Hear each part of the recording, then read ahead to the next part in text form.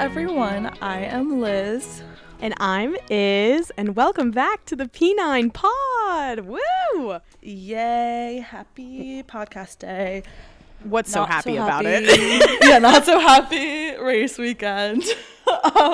Not the best thing we've ever experienced. Here's the thing. I'm going to just, from the get-go, I'm going to say, am I depressed? A little. Was it entertaining? Yeah. Like, it was just at my expense. It was entertaining. It didn't start that way, but like it got that way. Yeah. The thing is, I know that we're depressed, but like so was low-key everyone because so many people didn't finish. So yeah.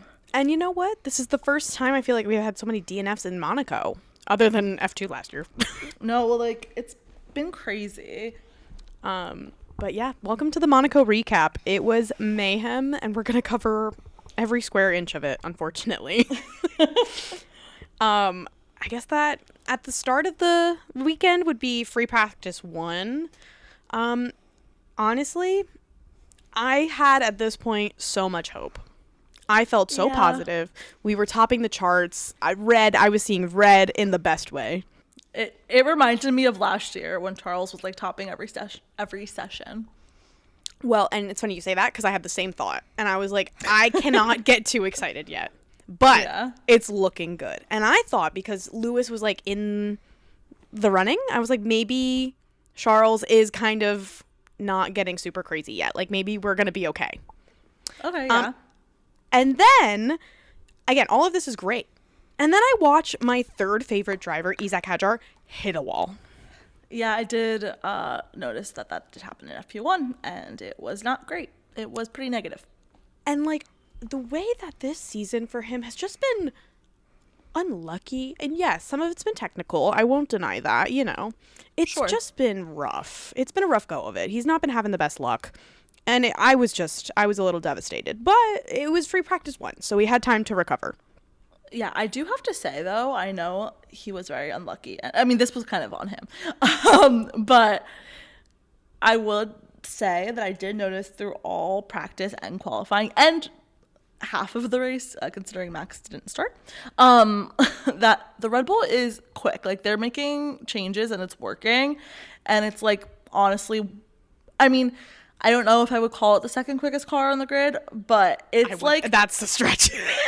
It's close, because, like, what are you going to say, McLaren?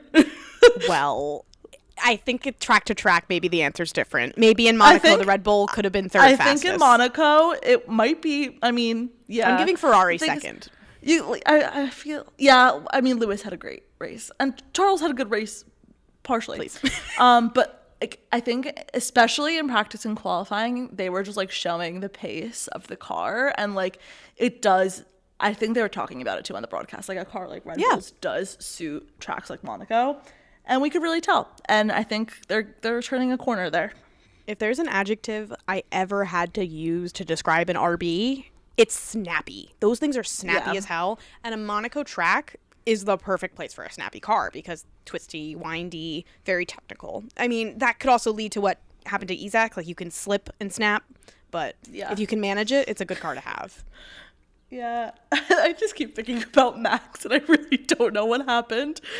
I know I'm skipping at the race, but I just keep thinking, and I still don't even know how that happened. No one knows. Anyway. I can't.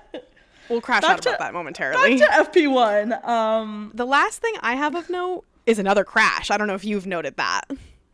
I don't know if I did. The GOAT, Fernando Alonso. Oh, wait, why do I forget that? Right at the end, he kind of like snapped and spun. He didn't really hit anything. But it did cause like a yellow flag or something. Something occurred. There was potential damage. He made it back to FP2 from my memory. But that was just something else that happened that session. Yeah. I was like, I'm like remembering back. Like I was like driving somewhere. Like I was moving around during this. But I do remember at one point Esteban and Ollie were like fighting over the radios. It was so funny. Like I forget exactly what happened.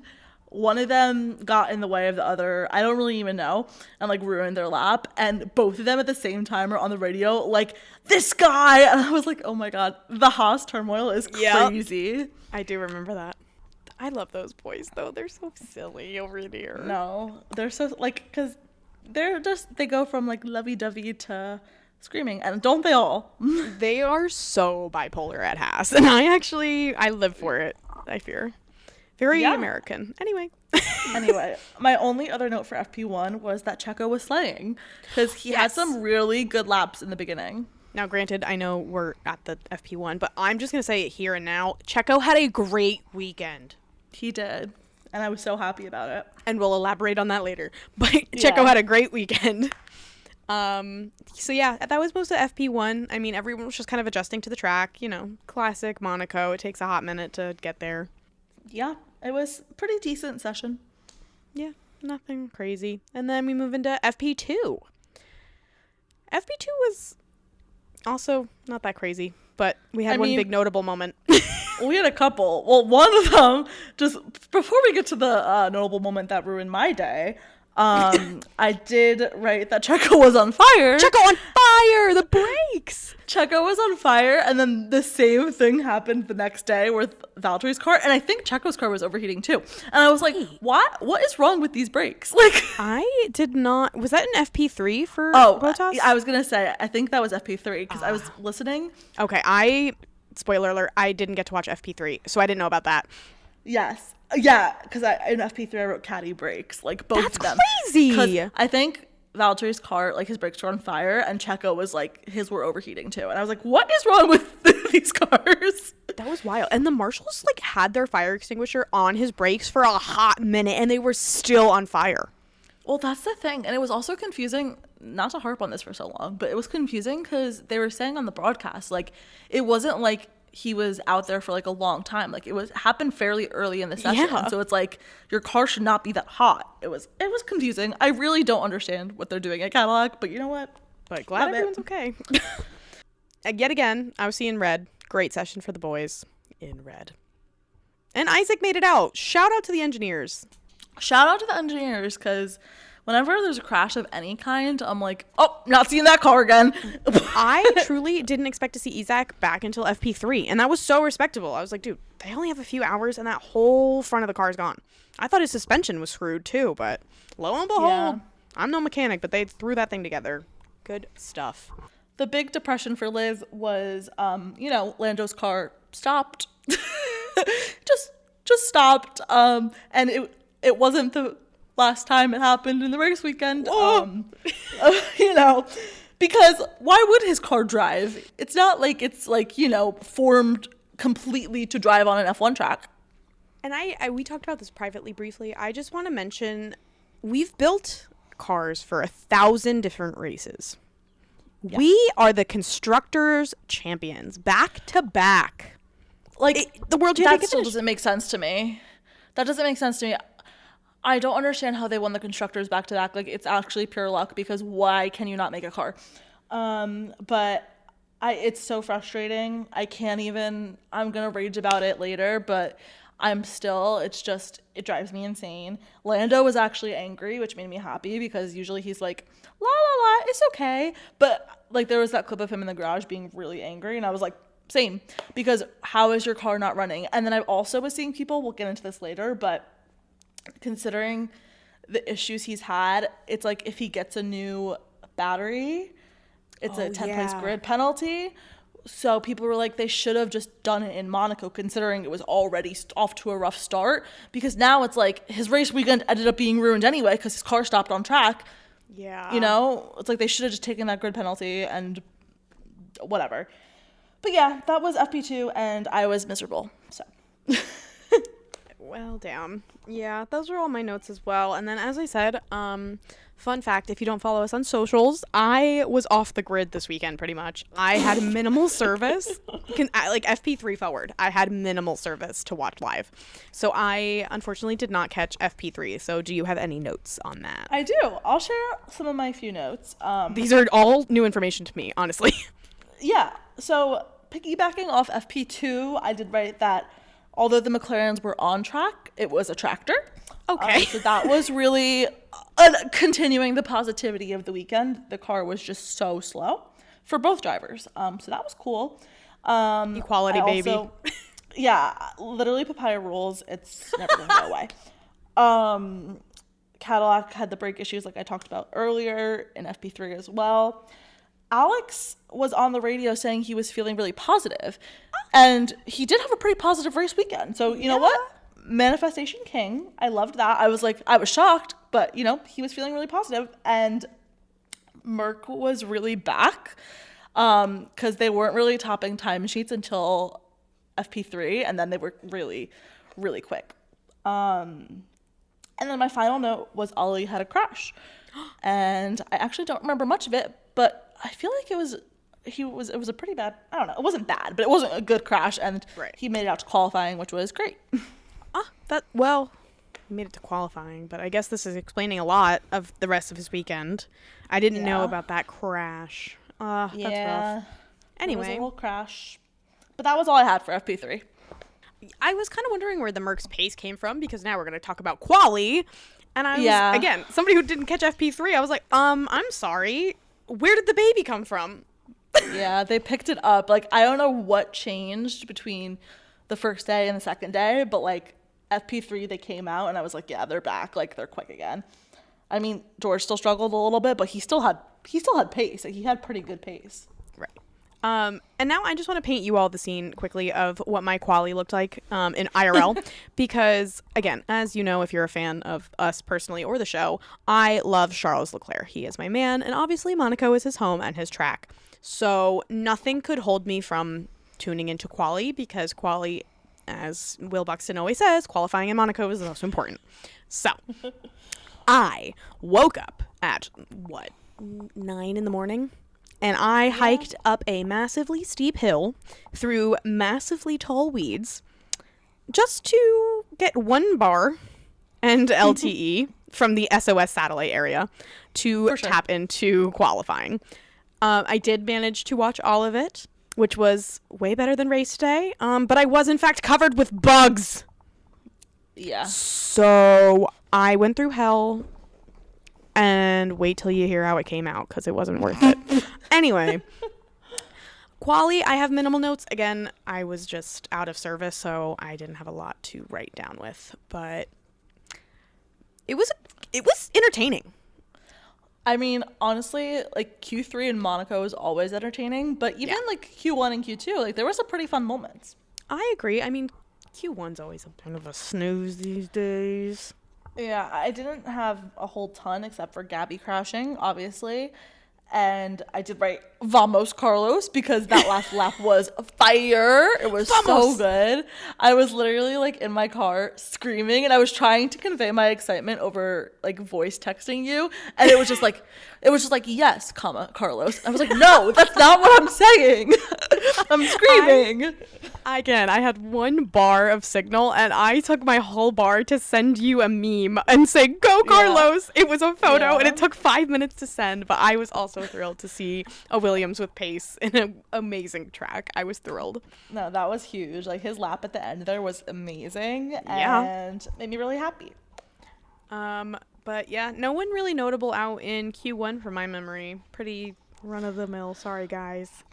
Pretty standard Q1. But then, same as last time, we have somebody who crashed into Q2. So we really only had, what is it? What's the number now? Because it's... Well, like 6 get eliminated, so it's 16. 16, thank you. And then, but it's only 15, really. Right, but I couldn't do the math.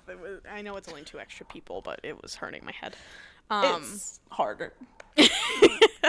So yeah, nothing crazy there. But yeah, Gabby didn't make it through, so he's instantly 16th. And I really thought that Nico Hülkenberg would pull something crazy out, thinking like, oh my gosh, Gabby's not here. And he didn't do bad, but nothing of note. Didn't make it through. Yeah. I did say McLaren was showing something, because I remember the laps were pretty good in Q2 from Oscar and Lando. Yeah, I had some faith. I was like, hey, they could get into like that mix up front. I did. And then I did write down that Liam and Pierre got through outside of the big 8. Which was kind of like the least exciting option, but no offense, Liam and Pierre, but like I was waiting for like Arvid. Or, like Nico. Like I was like waiting for something, or either Williams. Yeah.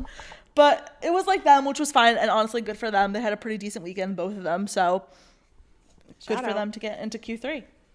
And then Q3, truthfully, the main note that I had, I was standing on this hill, and I tell you, silent.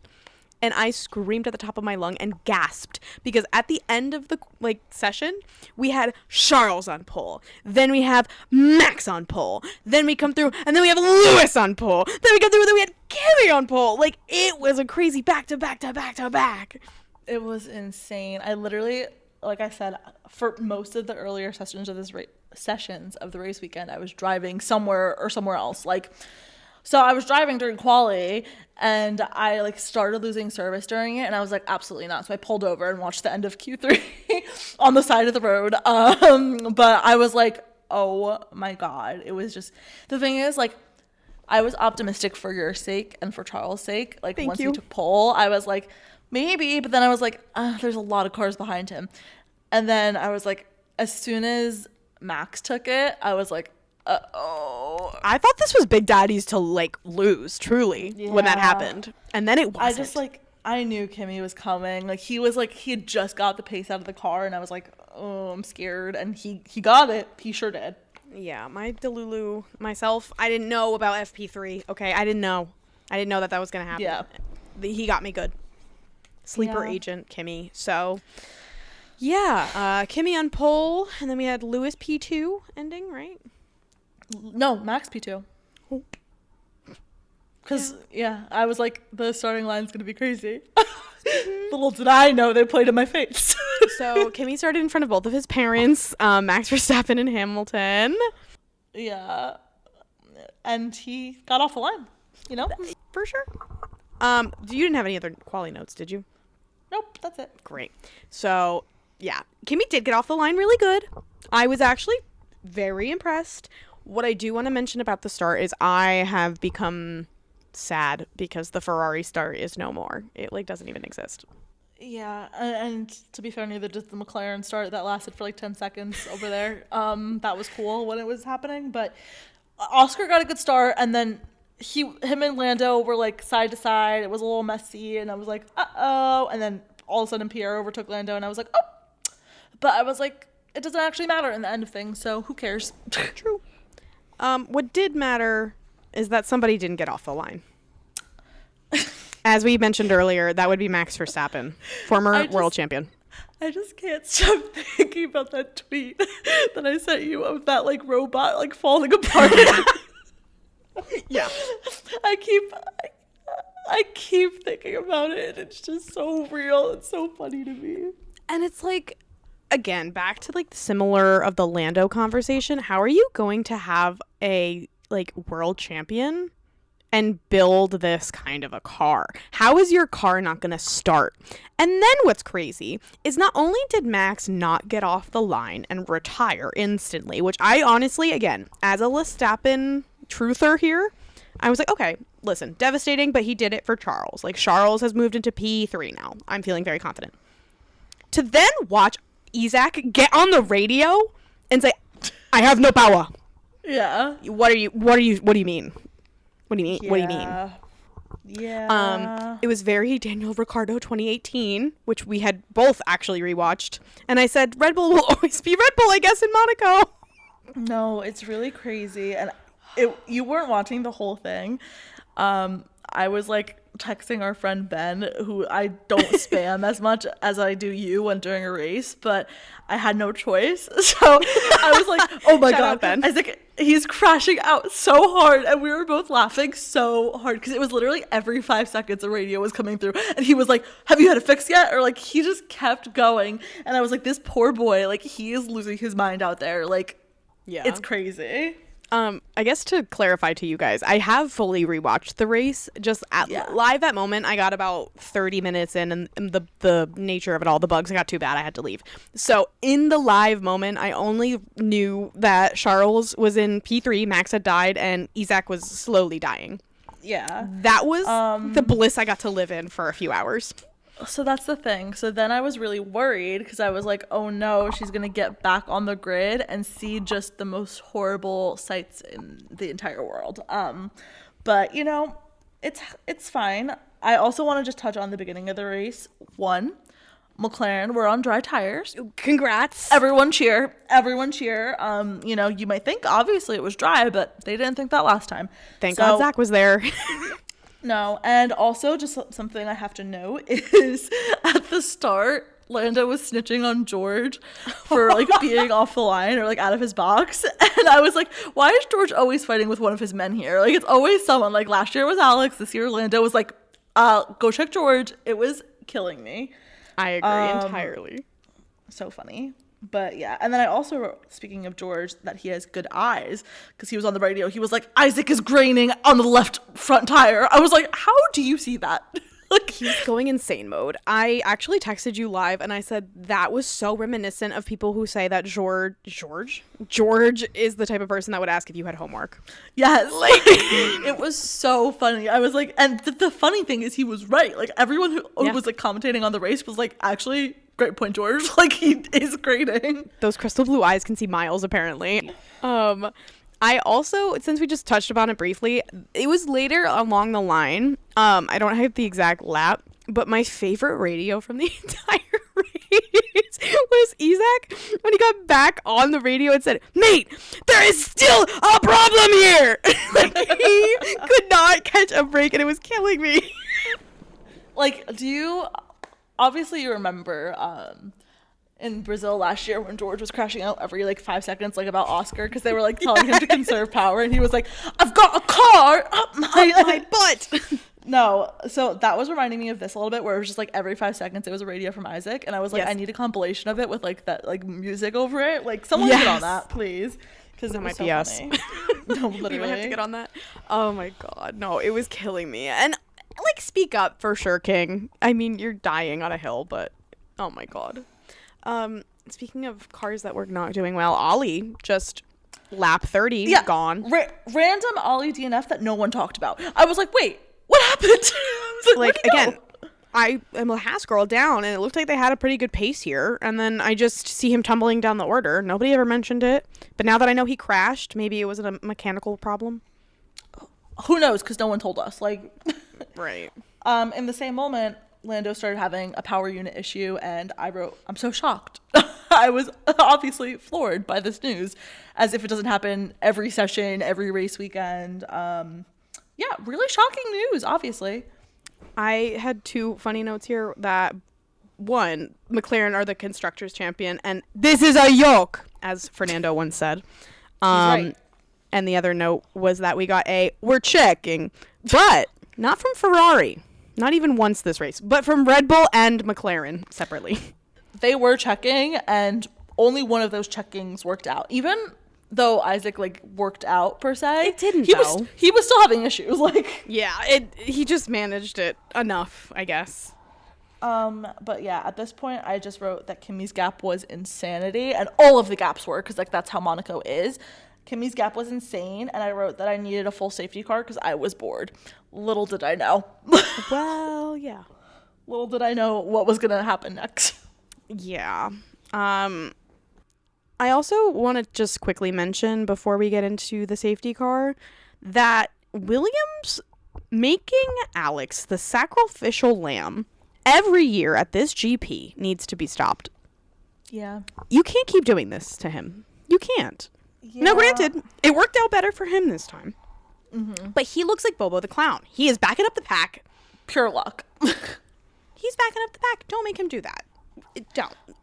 Well, McLaren tried to do that with Lando too, because I think they saw the what's the word when you see like the future? They like knew his car wasn't gonna last, so they were trying to have him help Oscar out, and I was like, all these boys, my 2019 rookies, my loves, what's going on?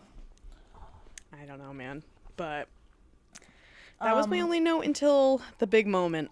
Well, before the big moment, before that a little bit, Lando retired. Well, yeah.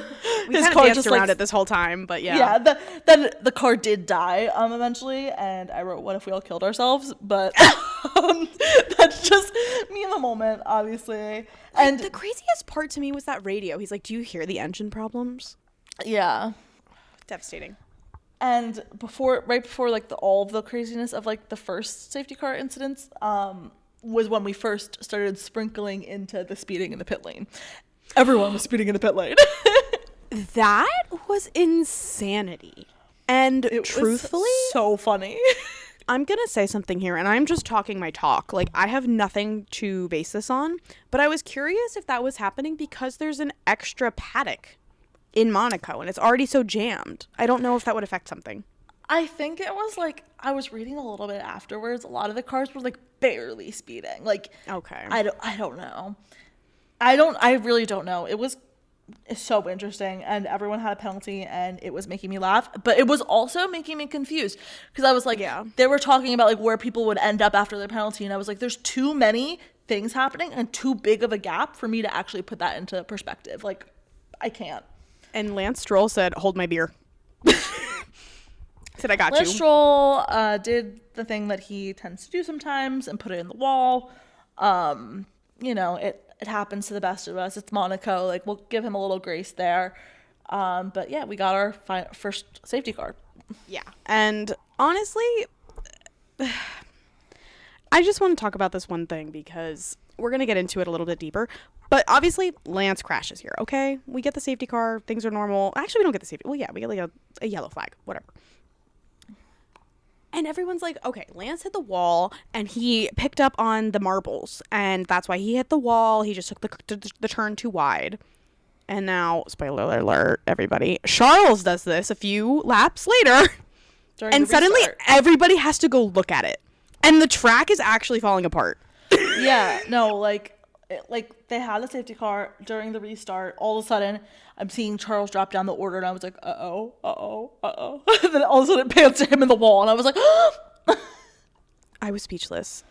I think it's honestly like, I feel like maybe they didn't do like as effective of a job like getting the track back together after Lance, and then they were like, it happened again, and they were like, well, I guess we'll just stop. And I heard, listen, I'm going to take this, I think it was directly from the Red Flags who said it, if I'm not mistaken, that everyone was like, oh, Lance Stroll hit the wall, and like brushed it off. And then once Charles hit the wall, they were like, oh, let us go check. You should have checked the first time. Also, sorry, I had You're to fine. circle back before Charles crashed. I wrote, welcome back Ferrari strategy, because Charles served Lewis's 5-second penalty because they double stacked while pitting.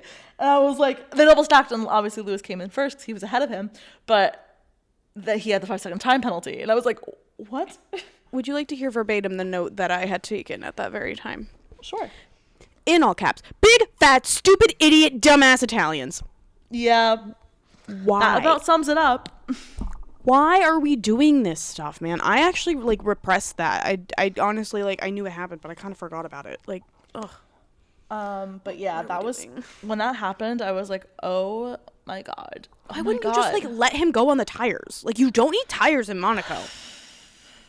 It was crazy. Also, I'm realizing I skipped a lot of things, Loki, because I was like, I didn't realize that the red flag was so far down on my notes, but I just have to note, I wrote that Arvid is goated, and then I wrote, sorry, Alex, because he did overtake Alex at one of those moments in the restart. But he's a rookie, and he's overtaking someone in Monaco, so I have to give him credit there, and, you know, I love him. Mm-hmm. And then I was just ruminating about Lando and also just, like, everyone, and I was like, we need to have a serious conversation about the Mercedes power unit. Like, We do. I can't do it anymore. I don't have the time or the energy to do it anymore. Like, what is wrong with it? It's Alpine is the other team that has it, right? And Williams. And Willie. Oh, yeah. You're right. And they're all in such different places. And George is having, issues with Mercedes, too. Kimi hasn't had any, but... Interesting. But yeah, now we can circle back to the red flag. I forgot. I had to share those quick notes before we got back here. I was actually really happy for Arvid. I wasn't because it was at like the expense of the Williams and they had already done Alex so dirty, but you know, love Arvid. That was very impressive. I have to give him credit. It's like, I love him so much. He's just a baby. And I was like, oh, What an amazing showing. I'm guessing this was about the pit stop, or maybe it was when he hit the wall, but my note just says, Alexa, play I Hate It Here by Taylor Swift. Yeah. Yeah. I do in fact hate it here, so I don't really, there's not much more to say about it, and I could take the next 30 minutes and tell you all about why it's so sad that he hit the wall. We all know, okay? It was devastating, and I'm really, really, really proud of Charles, because if there's one thing about him, it's that he usually doesn't pipe up, but he piped up quick, and he said, I'm actually not taking any of the blame for this, because it was my brakes. Yeah. And I said, what?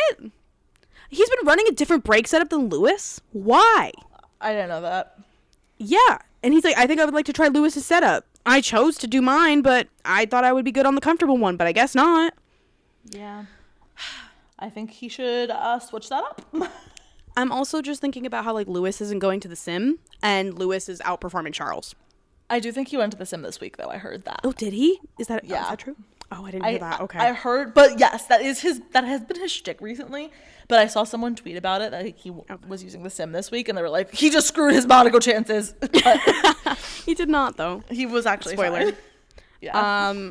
Yeah, you know. It's there's a tough conversation at Ferrari right now for Ferrari fans. There isn't, though, because they have a multi-year contract with him, so no, there's nothing to discuss. Not about Charles, about the car. I'm not attacking him. I'm just upset that they have him locked in for so long. No, I'm not attacking him at all. I'm just, first of all, it's Stockholm Syndrome. I don't know what's wrong with him mentally. Like, I mean, it's like, I get it. It's like, where else are you going to go? But like, a lot is going to shift next year. So you could go somewhere else, whatever. I just like don't understand. I mean, I've had this conversation about almost every team on the grid at some point, but it's like, I don't understand how Charles is struggling with the car so much more than Lewis is. And it's like, I guess it could just be more suited for Lewis. Lewis has a lot more experience because he is elderly. But I don't know. It's hard to see. The one thing I'll say, and it's like, I'm giving more props to Lewis in the statement, is that like, I think these regs are closer to when Lewis was dominating. That's a good point. I think he's just a little more locked in than Charles was, because this is not like his bread and butter. He was very good in the ground effects era. And he did actually say that he's hoping that this Ferrari can get some more ground effects. So let's hope. I mean, we'll see. But yeah, we had not only Charles DNF so late in the race, we had a multiple. Yeah.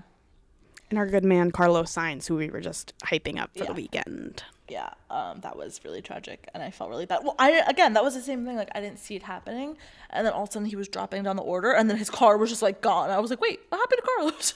And I think the bigger conversation about the Carlos crash, at least in my opinion, is George Russell. I don't know if you agree. He was, like, backing up the pack. He was going slow, and then he made them go 3 wide. Yeah, well, it wasn't his weekend, and I don't know what he was doing. That's all I gotta say about George Russell. I honestly think he was probably losing his mind, and I don't know, man. It's just not fun to see. I had 2 notes from the actual red flag that... Sure. No racing involved. The one clip of Charles yelling at the team and Fred popping out and getting caught and then popping back in absolutely fried me. And I also just wanted to mention that we saw Bottas, who I notoriously forgot DNF'd at that point because it had been so long. And Zhou, our good friend. I didn't see this because during the red flag, I was kind of walking around the house, like doing things because I was waiting. And then you texted me that when you were rewatching, and I was like, oh my God, I missed it completely. I love that boy. So happy to see him. He's the reserve driver. Yeah. I did have a more general note that could go for the red flag and also to the beginning of the race. Everyone was serving face. I think everyone looked so beautiful this weekend. I think like the Monaco sun, the vibes. I was like, everyone just looks so home. Like everyone's well rested because they're sleeping at their house. But I was like, wow, everyone looks so beautiful. And I guess that makes a good point. They're probably just like sleeping. They have their skincare. They have their bed. Yeah. But I was like, look at everyone glowing. It's so beautiful. So good to see. And if there's one person who looked really good this weekend, sorry, not to harp on this, it was Lando Norris. Like, he was serving all weekend. Let's harp on it, because I texted you when you said that, because I knew exactly what point you were talking about, because I had my phone out taking pictures of my TV like it was a concert. Yeah. After he DNF'd, he had his backwards hat on, and he just looked so beautiful. So, you know what? Like, an ethereal glow about him. But, like, every time something bad happens to him, you can't beat him down this year. Just that number one really saved his butt. And to be honest, same, because without it, I would be crashing out. But that's like last year, the whole time, I was like, I just need this. I just need this one championship. Because, like, as long as he gets this, I will feel sane. And, like, I feel so much more sane than I would if he didn't have it. Like, if he didn't have it right now, I'd be tweaking, because I'd be like, I knew it. I knew this year was going to be bad. Yeah. So, me and Lando are chilling. Yeah, I get it. He looked good as hell. At least he did something. Yeah. He gave something. What up? After this, I noted George's penalty because he did not serve his penalty. Wait, that was so funny, because he was on the radio asking about it. He was asking about it, and they were like, shh, George, it's okay. Don't mention it. They were like, what if they just forgot about it? And I don't know if you saw the replay, but it looked like only the front left went on. It was confusing, because, like, I don't know what could tell the garage was confused. George was confused. He was like, I was there for a long time. I was like, yeah, you were, but that's because I think everyone was confused. It wasn't like you were serving a penalty.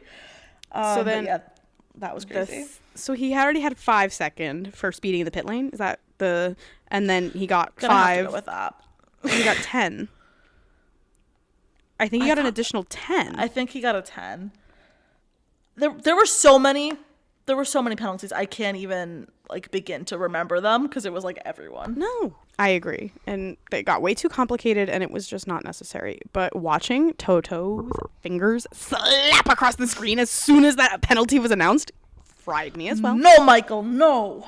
This is not right. Did you get my email, Michael? That's what it was giving. Oh, I miss him. At least he went to bat for George, too. It's not always seen these days. That's good to see, because it doesn't happen all the time. I also noted that Charles then hit the media pin, as you do when he DNF'd. And direct quote, "It's not that it's difficult, it's that it's impossible." Okay. Great. Right. Really positive. He's like the Yep. anti-Lando. Yes. And, like, usually you wouldn't see him get this down. So I'm glad that, like, he's speaking on the Ferrari and trying to make them improve. Because, like, buddy, you're on this boat for a while. As I said, I'm a little sensitive about the topic.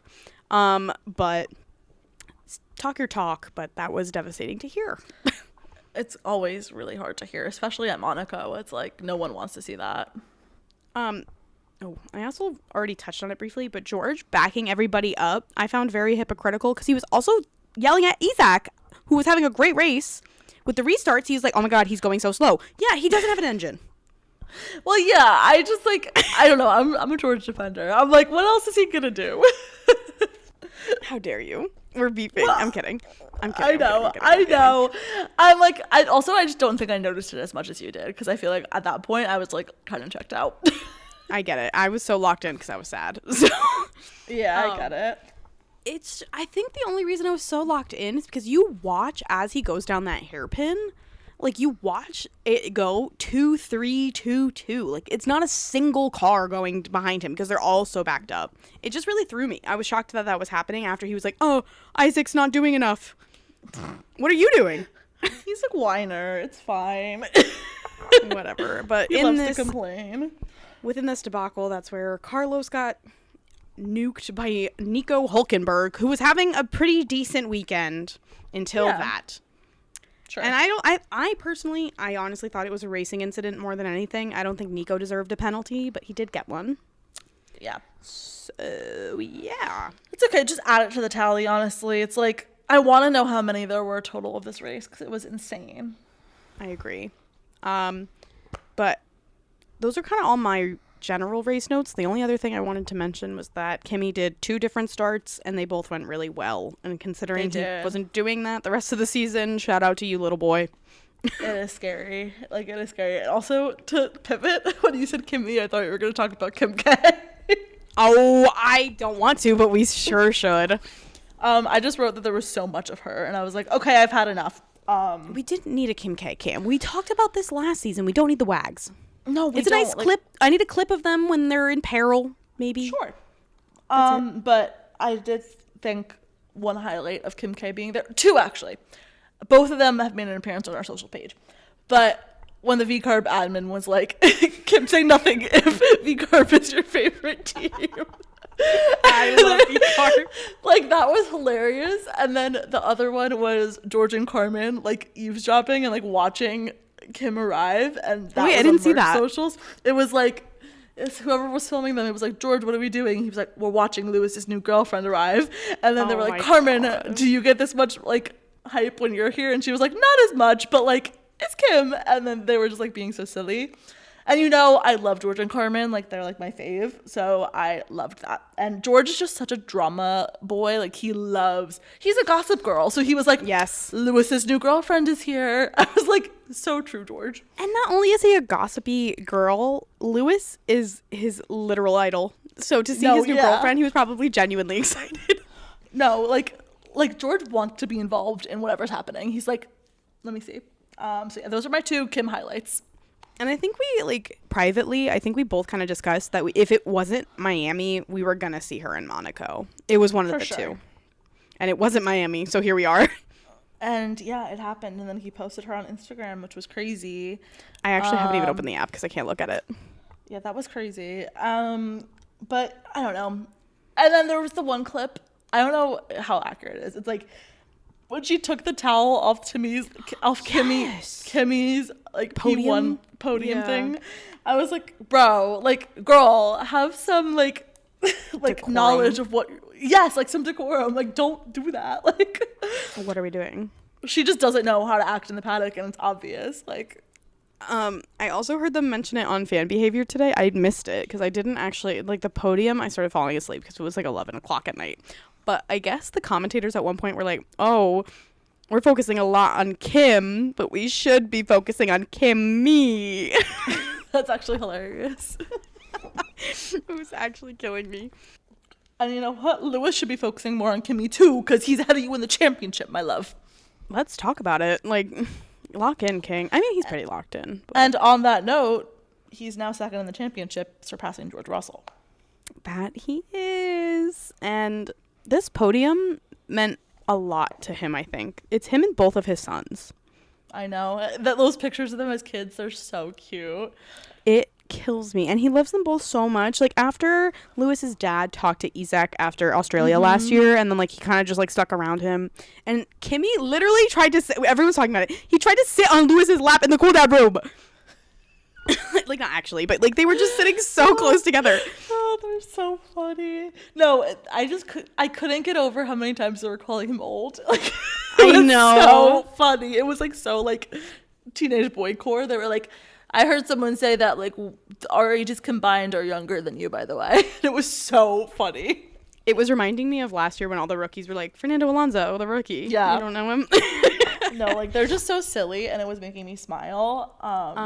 Also, a direct quote from Lewis after the podium. He said, my whole family did a great job at building a car. Talking about Mercedes.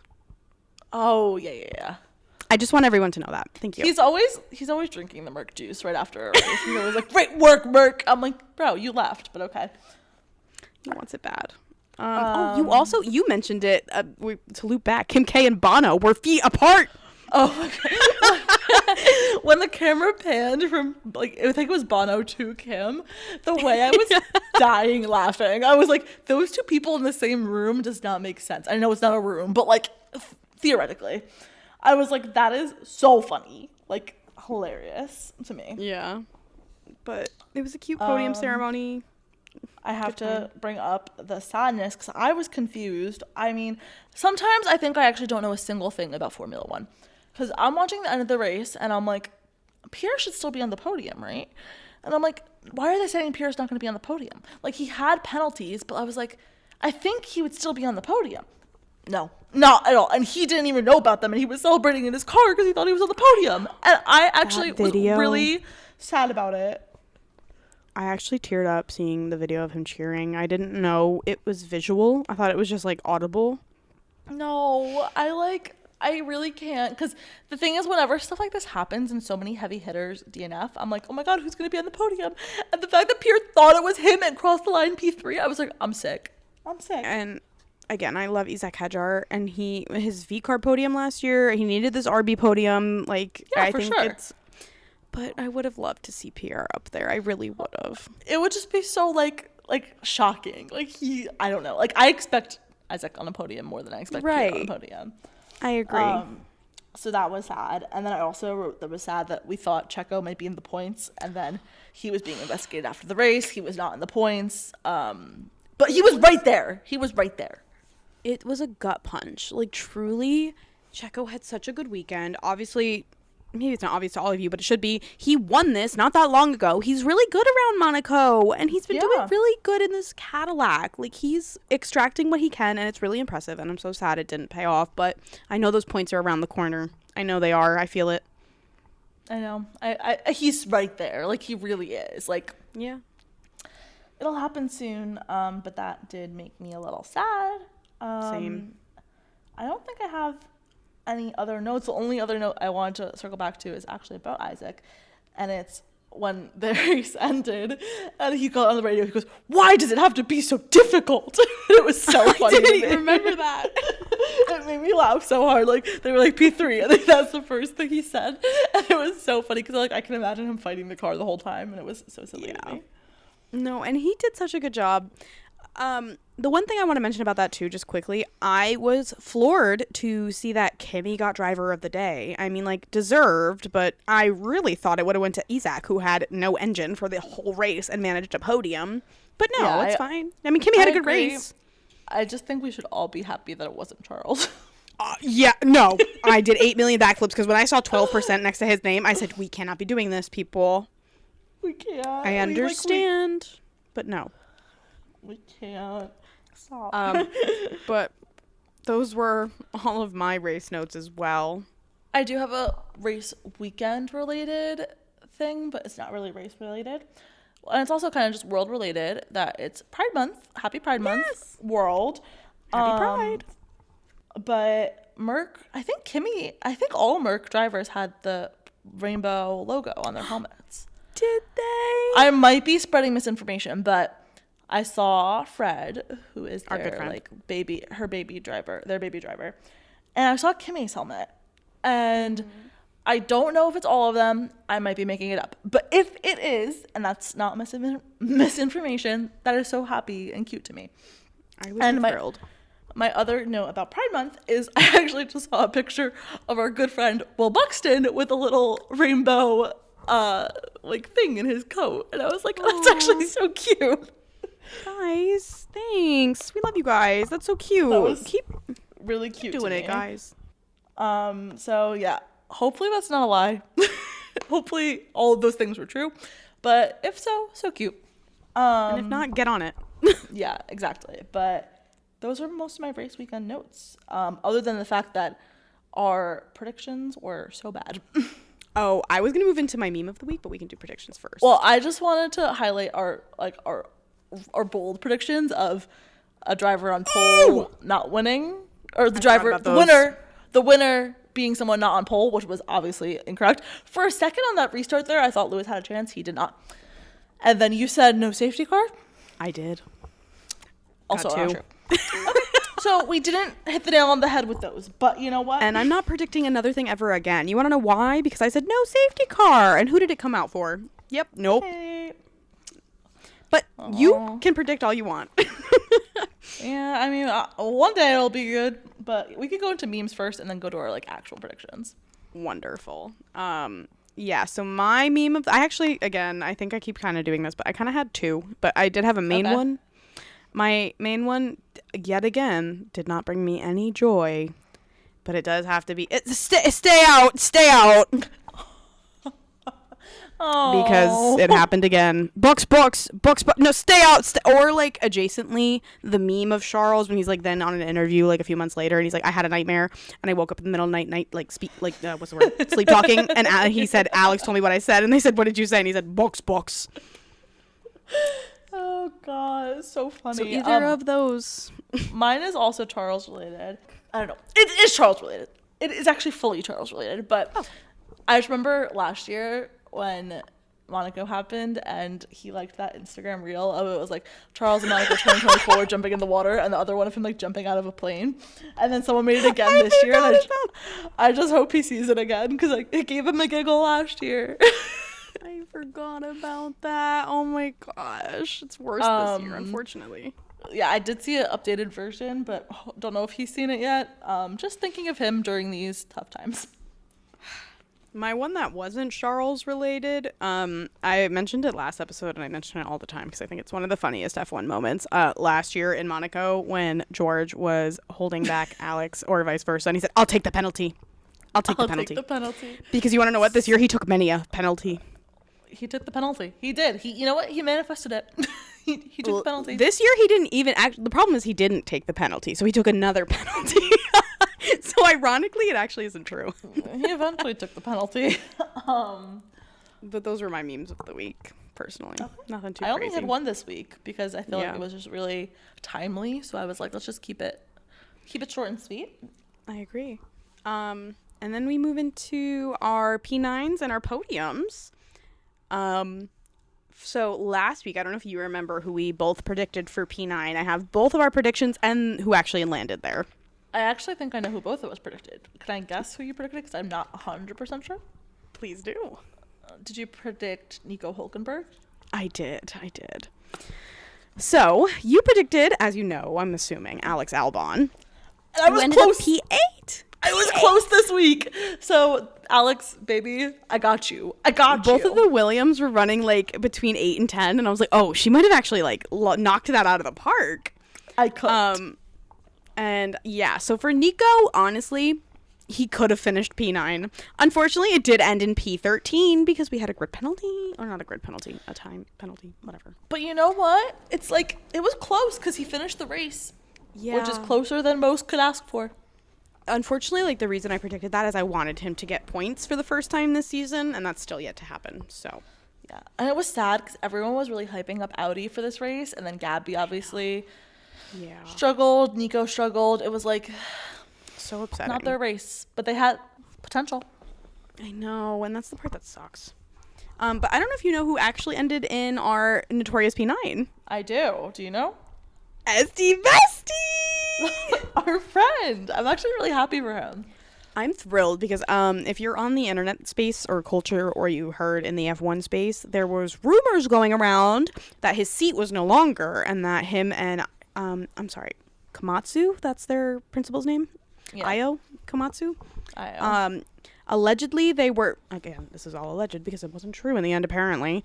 They were like beefing, and he wasn't going to get a seat. And now he's scoring points, and he's happy, and everything's going well. So I needed that really bad. Something that I have to mention, because I was like watching Monaco 2018 this week, is like I just forget how long he's been around. Like, he has been around for a long time. Like, to be fair, it is kind of amazing.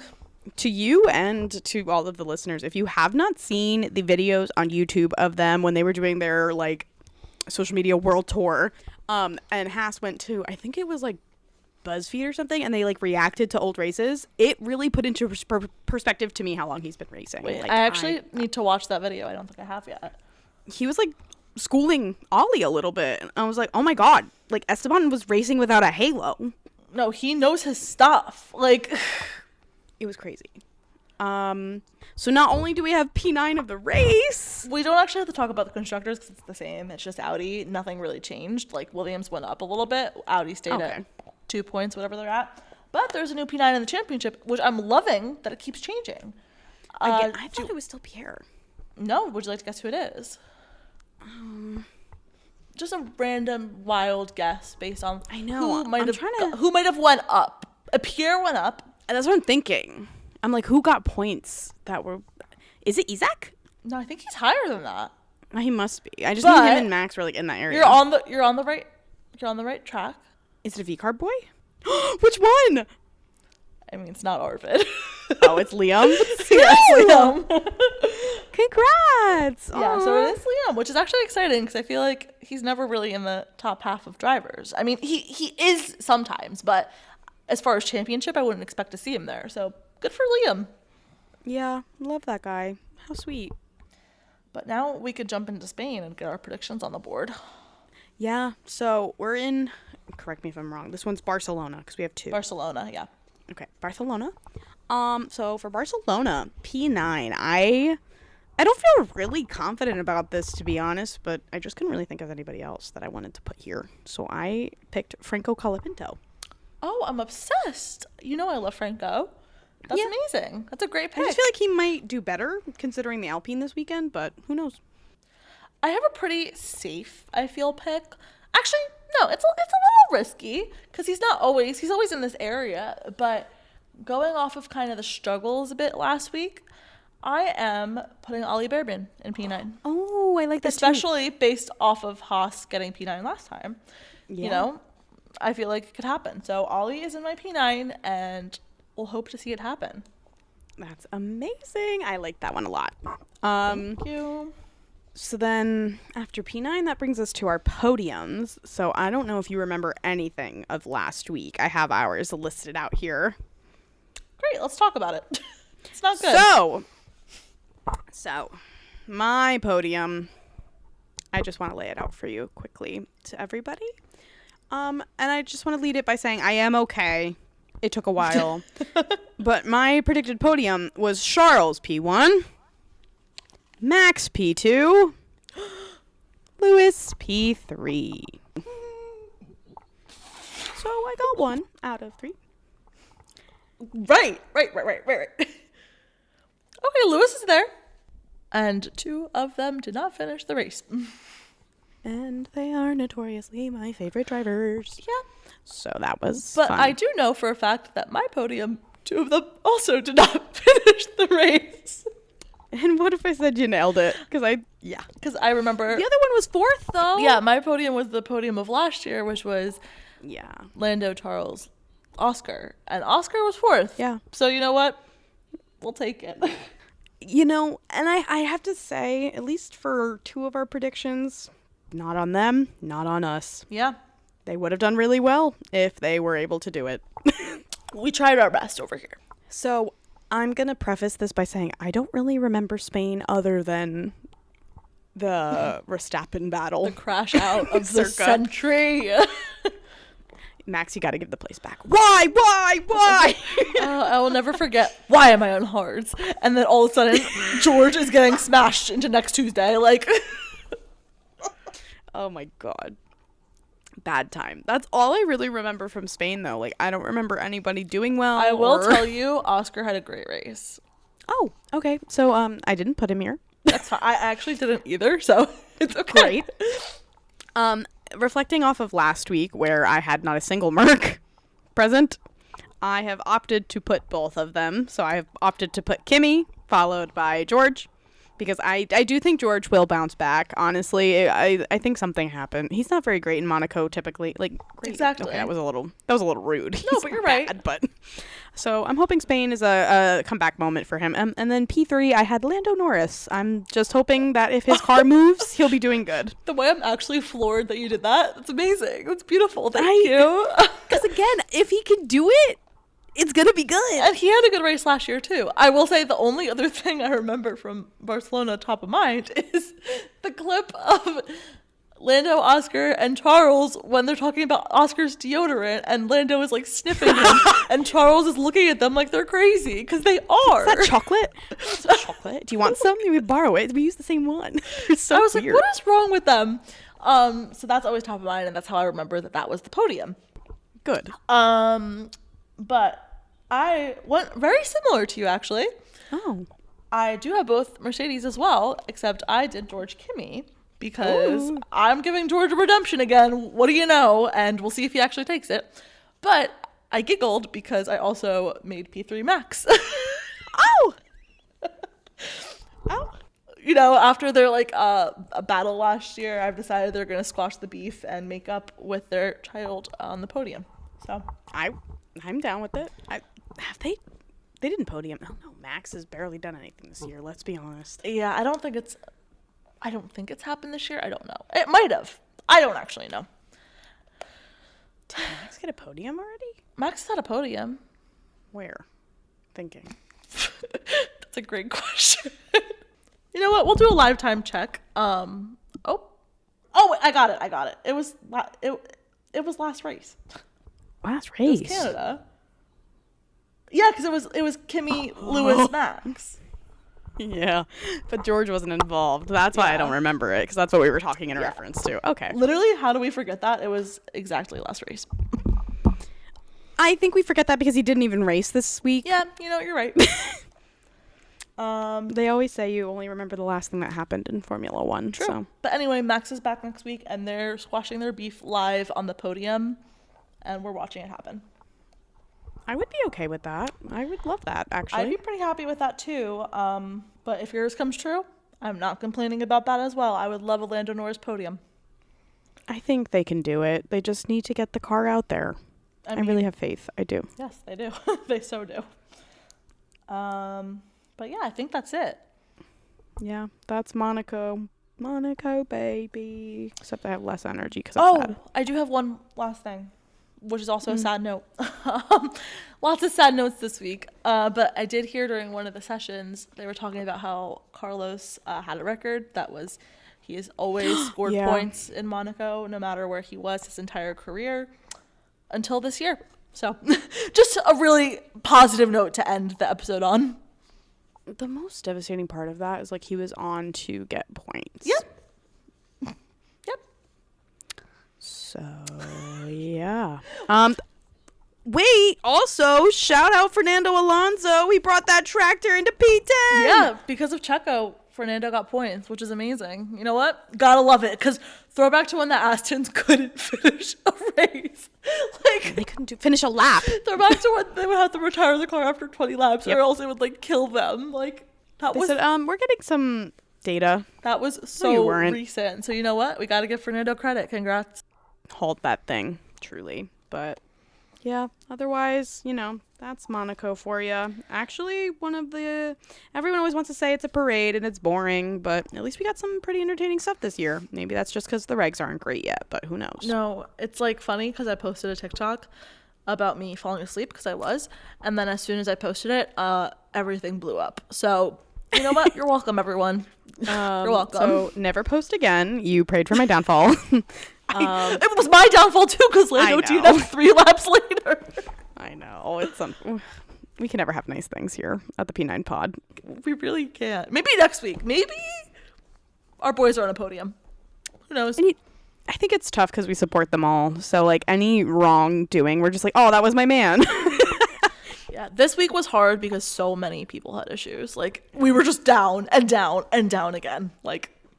Yeah, but at least one of my faves made it on the podium, so I can't complain. Yours too. You love Lewis. Yeah, I do love Lewis. I was struggling this week because I was like, yeah. I was feeling pessimistic. I was like, I don't want him to do well while Kim is there because I don't want it to be like good luck.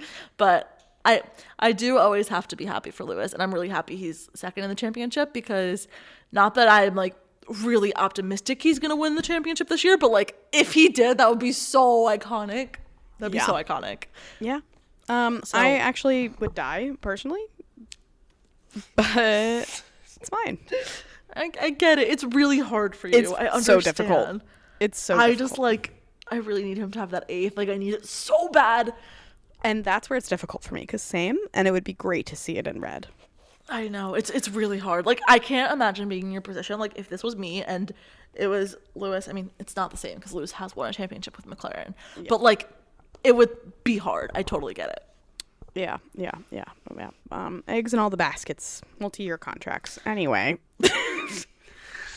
Bish bosh. Enough about that. That's Monaco for you. It was eventful, depressing, crazy, chaotic, and over with. So let's move on. It's over. Godspeed. We'll see you next year, Monaco. Love ya. See you for the next 100 years. I guess so. Like, we'll never never not see it again. So Yeah. But with that, not a word. not a word. Nothing left. Talk to you next week, guys, for Spain. Bye. See you next week.